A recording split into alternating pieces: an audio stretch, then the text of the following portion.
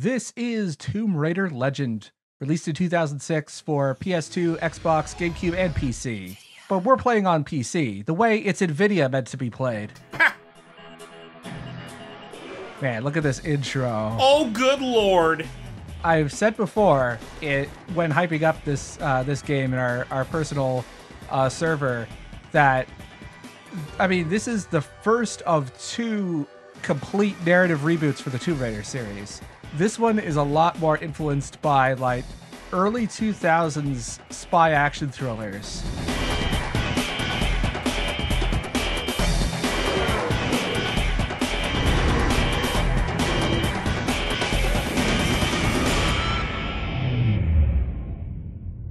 Like, I see this and I think of, like, the 2000s Charlie's Angels reboot or Pierce Brosnan James Bond. Yeah. So this game is almost 20 years old now, and you can kind of tell it is trying its best to take the old ideas of Tomb Raider's gameplay and sort of update it for the kids. And I think this game does a pretty good job at that, honestly. Tomb Raider, it's for the kids. So usually I either cut down on or remove loading screens entirely. In this LP, I have slowed them down quite a bit so you can actually read the text. Probably the first time I've ever done that. I'm making LP history.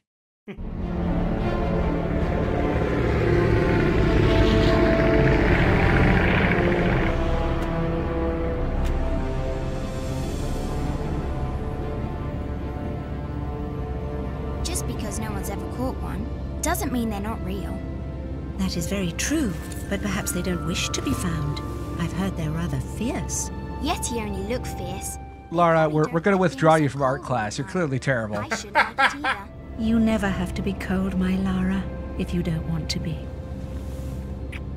And then the plane crashes. Look! Oh god, I was right! The one time we didn't bring Kareem Abdul-Jabbar and invite him to our Himalayan expedition, we could have used him. Are we going to crash? Orbit engine non-responsive. Not unless it's absolutely necessary.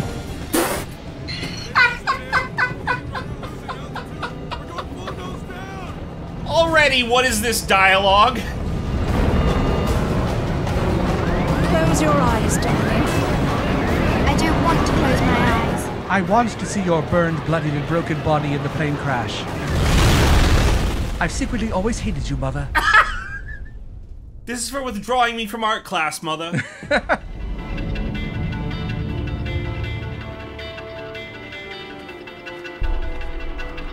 know, I think you forgot your climbing gear on purpose.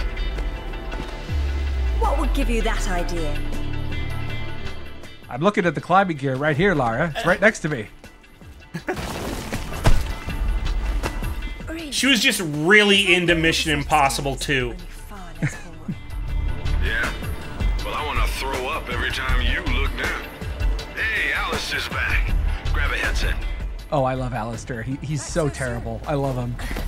From Florence, wasn't it? Decided on Genoa at the last minute. My dissertation will never see daylight at this rate, but never mind that. What are you doing in Bolivia?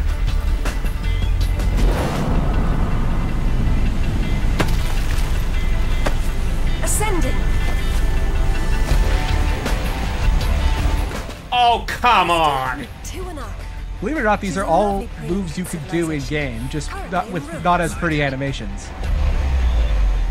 Wow. I've been looking for certain artifacts. Well, for some time now. And an old friend working in the powers has tipped me off about a rather promising... There, I've got to hide that ugly texture work with the subtitle box. stone dais, among other things. A big rock, and she won't say why. Oh well. Where would the suspense be otherwise? So this game was basically released on everything, you know, PC, Xbox, PlayStation 2, etc. However, it was also ported to the Xbox 360. And for that version, instead of like upscaling the textures, they just made brand new textures completely from scratch for that version. And because we're playing on PC, we could toggle between the old and new textures. Oh, really? This is what the next generation looked like in 2006. Okay, that's not too bad for 2006. Yeah, a lot of it has to do with some lighting effects that were added. I'm not entirely sure how it works. And here's a comparison. What are you doing in Bolivia?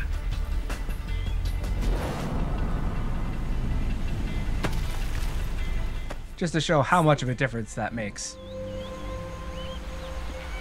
So, Tomb Raider Legend, as I mentioned before, this is an attempt to revitalize the old gameplay.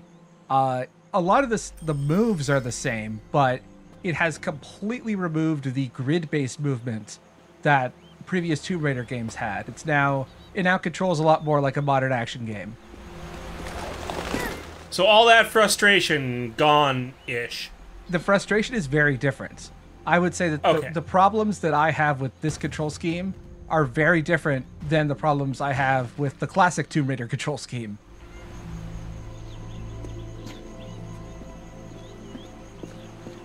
This game also has rewards. I guess it's most similar to Tomb Raider 2, where the rewards and secrets are basically there to unlock extra things. This is a... Well, the thing is that each secret is actually modeled after whatever level it's in. They work the same way, but they have, you know, they are different visuals, I suppose. Okay. That was lovely. And of course, this being 2000s, we've got to have some fancy tech gadget. Hey, do me a favor and check your PDA. It still works, if that's what you're wondering. Cool. They said it was waterproof. You should be able to swim with it, no problem. Unless you eat it, then you'll have to wait an hour. I don't think that PDA actually exists. It looks like the love child of like an iPhone and a late era Palm Pilot. Yeah. So in terms of gameplay, this is basically, it serves the same function as like James Bond's watch in GoldenEye, in that it just provides some extra details if you want. This is very 2006 technology. Yes. I love this awkward period in game history. You know, in between I think it was the 6th and 7th console generations. The only thing it's really missing is a Nokia logo. Oh, don't worry. We'll get into the product placement. Just because that is fictional. fictional. Good. Like, I tried to do some research on this. Previous Tomb Raider games had like knockoffs that were like legally distinct, but this has full-on brands and other licensing deals in it.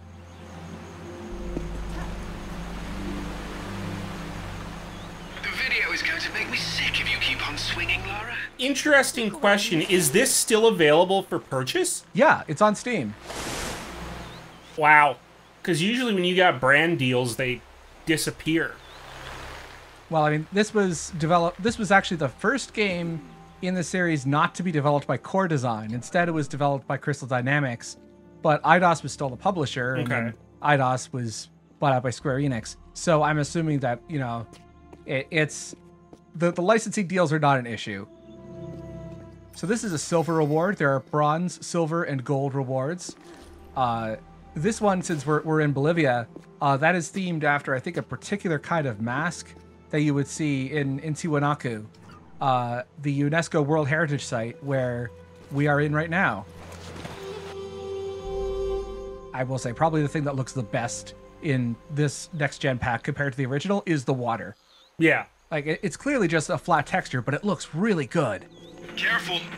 Deep breath, Sip. This will be a long trip otherwise. I forgot you were such an optimist.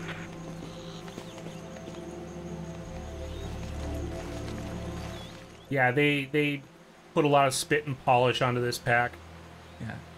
There are a lot of extra mechanics that this game added that weren't necessarily in later games, like in the Square Enix era.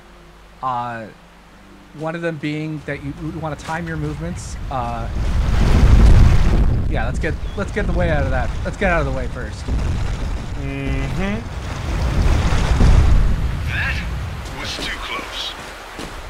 One of the additions, I think it was meant to either to streamline the experience, or just to keep things fresh for the kids. Was for most of this game we are followed by Zip and Alistair as our radio support.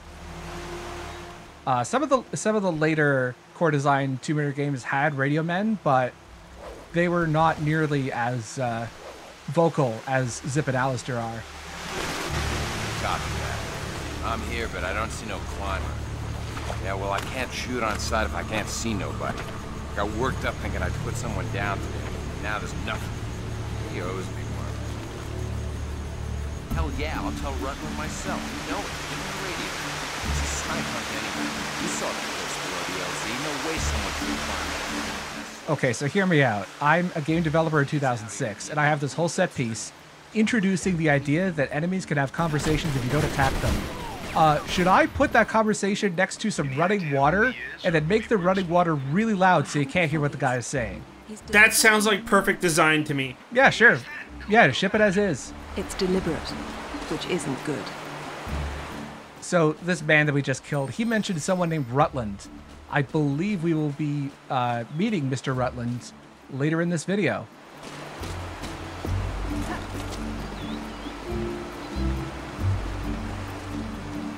This is such a product of its time.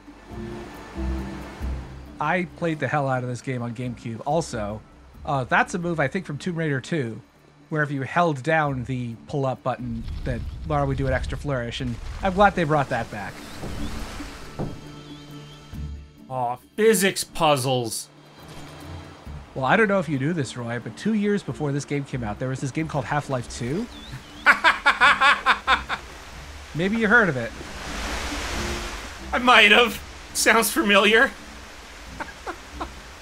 Lara also has binoculars that she can use to scope out the environment, which she's had in previous games, but this has a new feature, a RAD feature, literally called RAD, the Remote Analysis Device.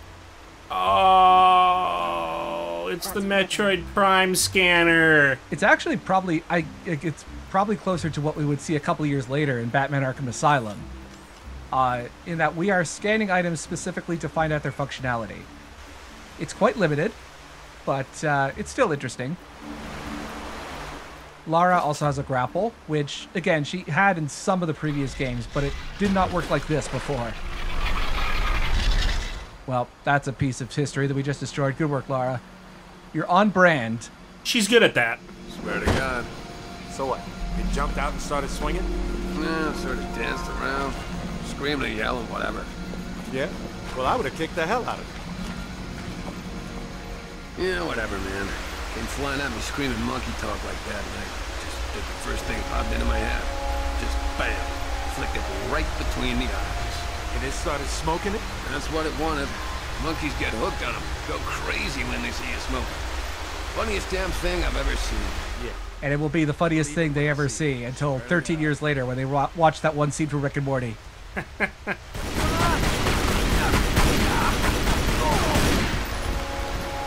are these guys? The question is, why go to this much trouble to guard some ruins? Quite. Yeah, that's another, because the PS2, Xbox, and GameCube were the lead platforms. You get things like bodies disappear really fast, like even by standards of the game at the time.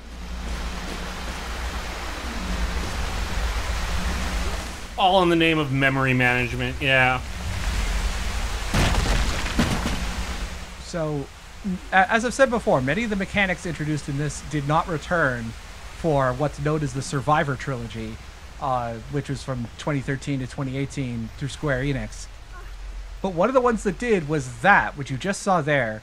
The game calls that the last second or the last chance, which is when if you time an input incorrectly, Lara will stumble, and you have to press, in this case, the Y button. You have to press it again or she'll fall, which that may sound familiar to anyone who has played the 2013 reboot, because it was just basically reduced to a QuickTime event where sometimes certain ledges are scripted so that Lara will stumble across them every time.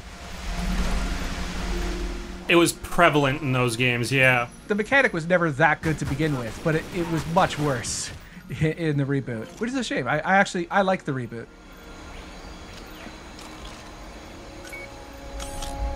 Now, this is something we can grapple onto, but for some reason, the RAD mode does not recognize that.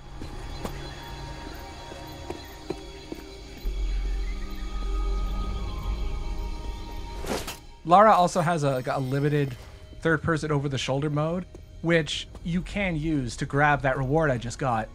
The cursor will turn blue, and that's your cue to use the magnetic grapple. Gotcha.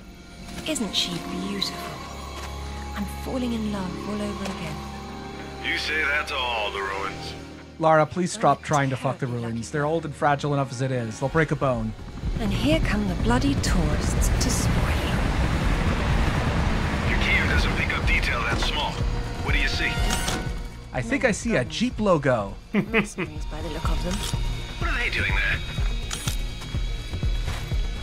Getting into trouble.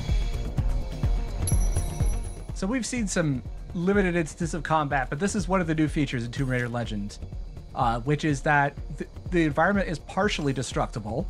Particularly, there are traps that you can set for enemies. You can use the environment around it. It's kind of like Dead to Rights, actually. That's fragile.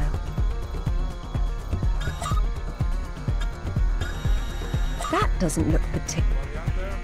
All of these objects are actually played by Lea Seydoux. So you press the Y button, and you can do this freely at any time. You don't have to be locked onto it, as long as you see that yellow exclamation mark icon. That's all you need, and if that's there, Lara will shoot at them. It's not as useful as it could have been, but it's still pretty useful.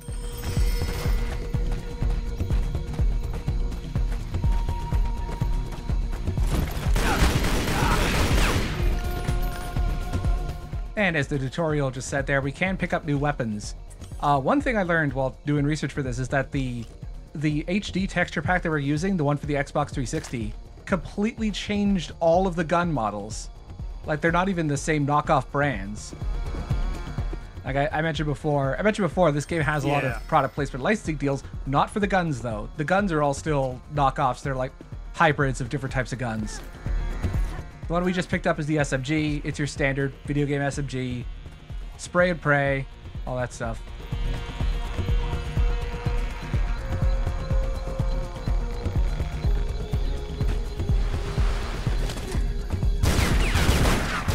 I am playing on hard, which, again, the difficulty level really only changes the combat. And this game is the last desperate dying gasp of the old lock-on, strafe, and jump-around combat system that the classic games had. It's a bit smoother. Like, you can actually see lock-on targeting and stuff like that, but it has a lot of the same feel to it, even if it's not as clunky.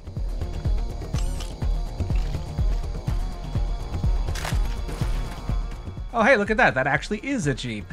It is. In fact, it is a 2006 Jeep Commander, which at the time this game came out would have been, the top of the line of your mid-size SUVs. The all-new 7-passenger Jeep Commander with available command view skylights. It's your world. Take command. All these mercenaries could use it for their dirty work, and then they have something to take their kids home to soccer practice with.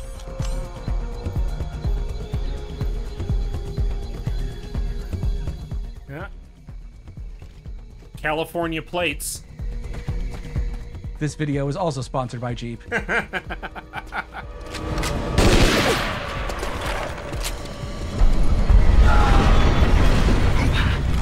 sounded permanent. Death by irony is always painful. Amateurs. I don't quite get what the irony is supposed to be there. Is it like rushing headlong without checking? That line has been a source of confusion for me since 2006 or so. Anyway, there's a silver medal. Not a medal, a reward. They serve the same function as the dragon rewards in Tomb Raider 2. But, as I mentioned, they all fit the theme of the level. Sorry, I think you were in the middle of saying something there. I was just gonna say this is action movie schlock dialogue, so not all of it's gonna make sense.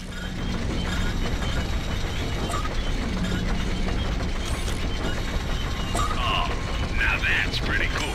Zip, please stop complimenting the mechanisms that are trying to kill me. Glad you're on your toes. It's a useful survival skill. Something that always tripped me up when I was playing this as a kid is that I had assumed that you had to press the grapple button when you're in midair, but no, you could just press A a second time and it counts. It's almost feels like a double jump, and it makes the grappling and the swinging feel far more responsive.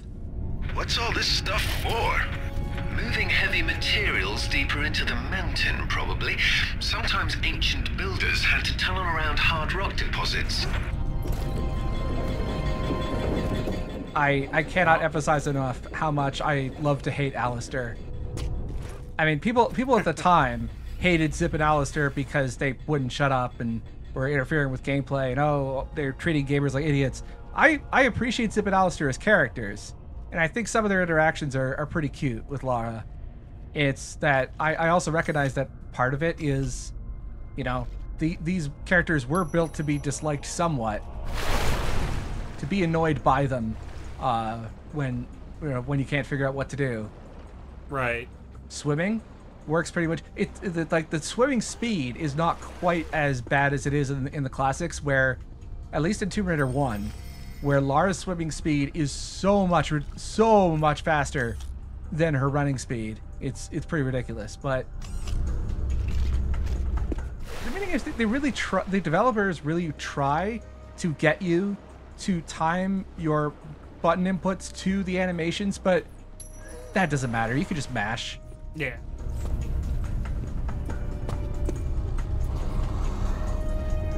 Hello there, friend. That is a remarkably high detail character model for 2006. And I am just outside of the Jaguar's aggro range there. Is that a jaguar?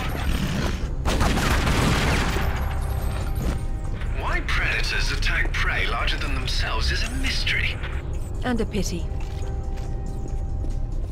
Well, given that everything disappears in this world, you can't exactly hunt for food. You try to kill something and like 5 seconds later, it's gone. Yeah. We won't have that technology until Square Enix takes over. Yeah.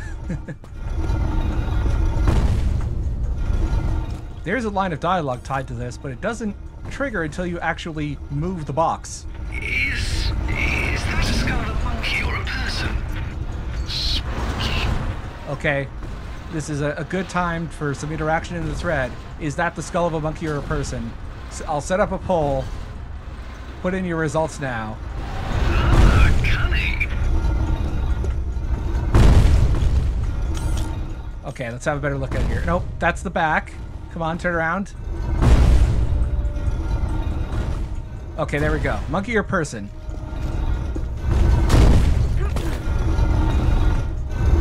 Anyway, this is a pretty simple puzzle, but when I was 15, I didn't have, you know, the video game skills I have now. It definitely stumped me.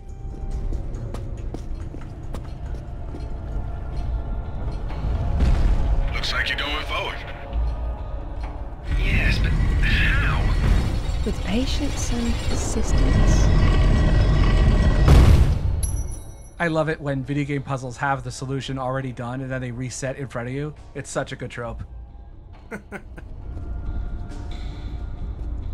So the way that Tomb Raider Legend is structured, actually, hold on a second. It's a mechanism. Yes, thank you, Lara. Very informative.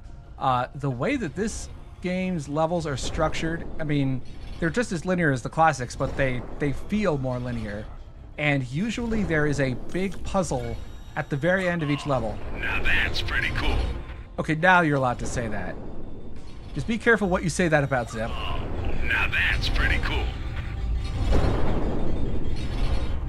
You gonna do it a third time? Oh, now that's pretty cool. I think Zip is just like reading from a post-it note or something. That's something I could move. So most levels in this game have a big like set piece puzzle right at the very end, and that actually ties into the reward system. That the gold reward is something you get from finding some alternate solution or hidden piece within these big puzzles. Okay. So we can solve the main puzzle, but there's something else we have to do in order to get the gold reward. That's currently hidden in there. There's also another Jaguar down here. Its AI is not particularly well coded. As long as you stand above it and have the high ground, you won't even know you're there. Someone picked an unfortunate place to hunt. Bye, Anakin. It's not nearly burned enough to be Anakin. So Zip and Alistair will eventually, I mean, they won't walk you through the puzzle solutions, but they'll give you hints if you take too long. Also, some really ridiculous video game physics are about to happen.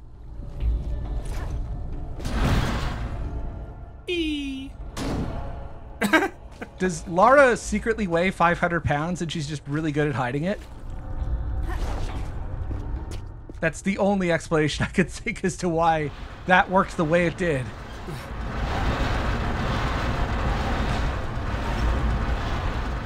It kind of works the same in this little game called Half-Life 2. Yes, I've heard of that. So it's a bit of a timeline here. 2003 was the last Tomb Raider game that came out prior to this. That was Tomb Raider: The Angel of Darkness. It was not very well received.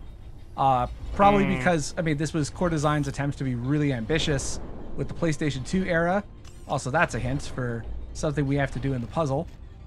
Or at least for the gold, for the gold medal. Right, I am trying to abuse the cutscene here. This place is weird and complicated. It probably wasn't so back when it was fully furnished. We're looking at the stripped-down version. And that's because with this door, if you stand on it, or if you put one of the crates on it, on that particular switch, it rises all the way up. But we want it to only go part of the way up. Because that's where the gold, I was about to say the gold ticket, the gold reward is hidden there. Ah. Anyway, so back to the development history. So Core Design, their last Tomb Raider game was The Angel of Darkness. It was very ambitious. It was horribly rushed out the door, riddled with bugs that the developers just did not have time to have, and it was a commercial failure. So the developer or the publisher Eidos moved the series over to Crystal Dynamics, and they have worked on the series ever since. And so this was an attempt to sort of streamline things a bit, because they felt that Angel of Darkness was, you know, too bogged down in ridiculous, ambitious ideas that only kind of worked, if at all. So this was seen as either a return to form or a streamlined betrayal, depending on what type of hardcore Tomb Raider fan you were. But in my opinion, as someone who was introduced to the series much later, I was a Crash Bandicoot kid. I had a demo of Tomb Raider 2, but I mean, Tomb Raider 2 is the worst kind of Tomb Raider game to have a demo for, because that opening level on the Great Wall of China, that is designed for a Tomb Raider veteran, or a veteran of the first game, who wants their expectations exceeded and subverted, and it's just it's deliberately mean and cruel as far as first levels go. Not a great introduction to the series. So some ups and downs in the life of Lara Croft. Yeah. Well, remember, you might have heard of this game called Resident Evil 4 that came out a year before Tomb Raider Legends.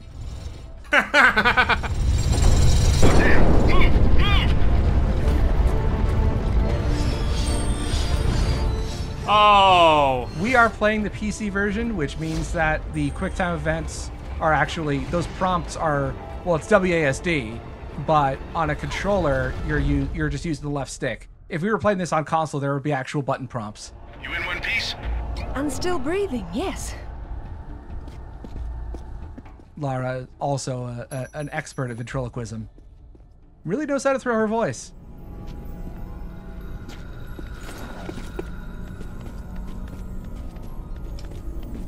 The developers really liked the QT failure animations that they made, to the point where one of the extras in the menu is just a montage of QTE deaths.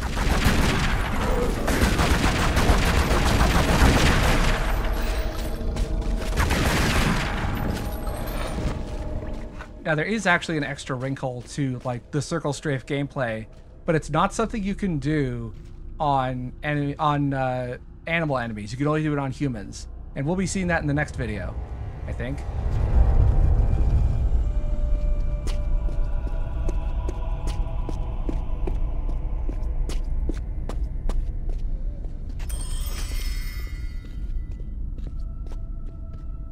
Now, here's the thing. Specifically when it comes to the PC port, I mean, this PC port is... I've definitely played worse. I have played much worse. But there are definitely some issues with this port, particularly when it comes to the next generation texture pack that I'm using, which is not... It's not fan-made. It's not like a DLC or an expansion. It came with the original version of the game. Okay. Here's the thing. It's not actually possible to beat the game with the next generation texture pack enabled. It's the center of the evil Korak Empire. Wait, what? At least when it comes to, well, not vanilla, but like if you're only using official patches. It's not a ceremony I'm keen on witnessing. So I am using a fan patch that essentially fixes certain 100% consistent crashes on sections that are mandatory when you're using the regular, like 1.6, I think was the final version. Might have even been 1.2. They did some patches, but not a lot. There is one particular level which, or at least one that I know of, where you have to go through a certain cutscene. You cannot progress without it, and it crashes 100% of the time. Huh.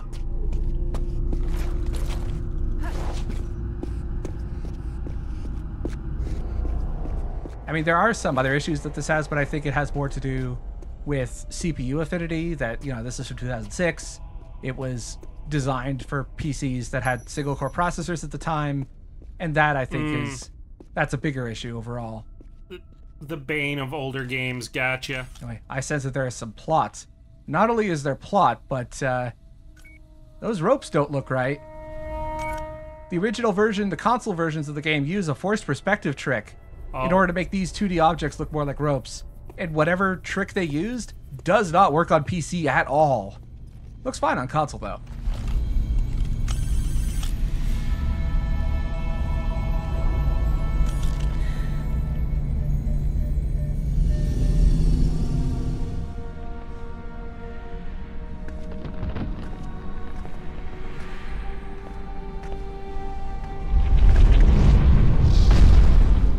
The reveal.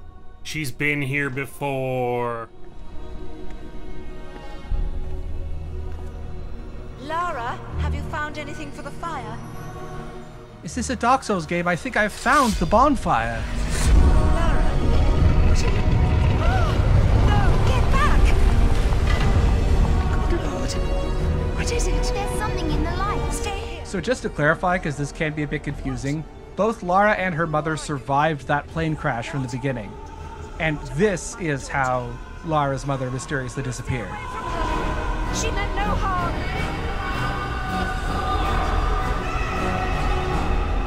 What's happening, Mother? Who's there? I really need that for my mantelpiece. Mother. Did the Stargate kill you, Mother? What if you asked that question and she said yes?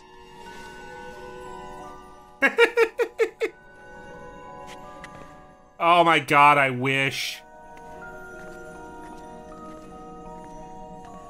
Good. Leave your old art behind. Learn from your mistakes.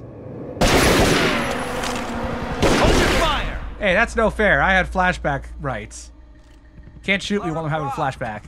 I've been hoping I'd get to meet you. At ease. We're just gonna talk.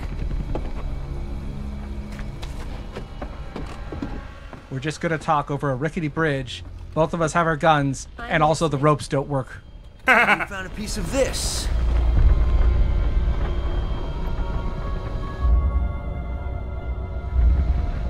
That cutaway seemed a bit unnecessary, even by this game's standards. It doesn't matter. What's important is what it does. Do you know? What I know is my business. So you don't then, and that means you don't have a piece. Amanda said you were I have two pieces, actually. You should have paid more attention to Paraíso. Amanda? Amanda's dead. What the hell do you know about Paraíso? We're done talking. Who the hell is Amanda? we'll find that out in the next level, actually. So this is also an introduction to what would have been new at the time, these more cinematic set-piece events, which leads immediately into the biggest gunfight that we've seen yet. The way that this game's damage works, well, first of all, there's the very annoying mid-2000s habit where Lara will flinch after any source of damage, and it gets really bad with grenades, too. But also, that when you're playing on hard, there are just certain scenarios where you will not be able to avoid damage. You can't react fast enough.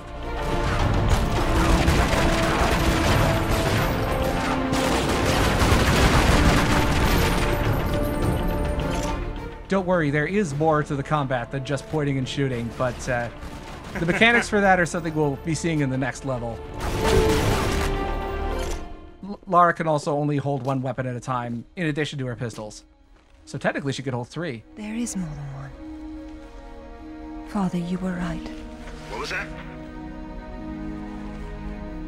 Keep yourselves caffeinated, lads. We've some work ahead of us.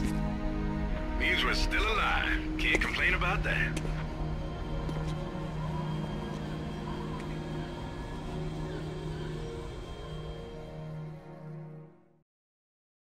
And much like every other Tomb Raider game, at least up until this point, there is a results screen at the end.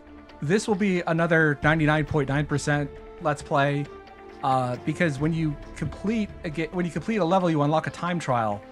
And honestly, like, I just don't trust this game's controls enough to show off the time trials. Yeah, I could see that being rough. So we will be doing everything not time trial related. Also, very important, if you are playing this on PC, once you get to this results screen, do not select quit, because the game has in-between menus that are like in-between missions, and the game does not know how to handle it if you select quit and then try to reload that checkpoint. This is something that, as far as I know, only applies to the PC version. But if you do that, your save file will become corrupted, and every time you try to load it, it crashes the game. Oh, neat! So I've had to do some clever editing to hide things in terms of like trying to make continuity a bit more interesting. But please, if you're playing this game and you're on PC, press continue. Do not press quit unless you want to play the whole level again. Oh, you bring me the best jank, and I love it. But this is like mid-2000s PC port jank of an otherwise good game. Yeah. So there's layers to this nonsense. And I mean, I already see where this transitions into the Survivor trilogy. Yeah. Also, keep in mind that Uncharted, the series that is also, you know, most obviously taken ideas from Indiana Jones in the same place as the Tomb Raider does, that was still a year away. So Tomb Raider Legend is reacting to the trends in gaming that showed up earlier in the 2000s, in the time sort of from the start of the PlayStation 2 era. Interesting. There were 3 games in this mini trilogy made by Crystal Dynamics before it got rebooted again. There was Legend, then there was Tomb Raider Anniversary, which was a straight up remake of the first game, and then in 2012 there was Tomb Raider Underworld. Those latter 2 games, because they came out after Uncharted, and I think after Uncharted 2 as well, they have, you know, they're seeing much more feedback from that kind of change to the gameplay. But in this one, it's a much more awkward middle step, which I both unironically enjoy, but also, you know, you can see where things connect, and probably more importantly where they don't. Going back as well as forward. Yeah.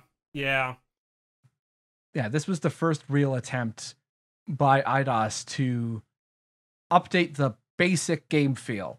Like, there had been updates before. There had been, you know, a ton of new gimmicks thrown at the player in previous Tomb Raider games, but this was the first time we got a complete makeover.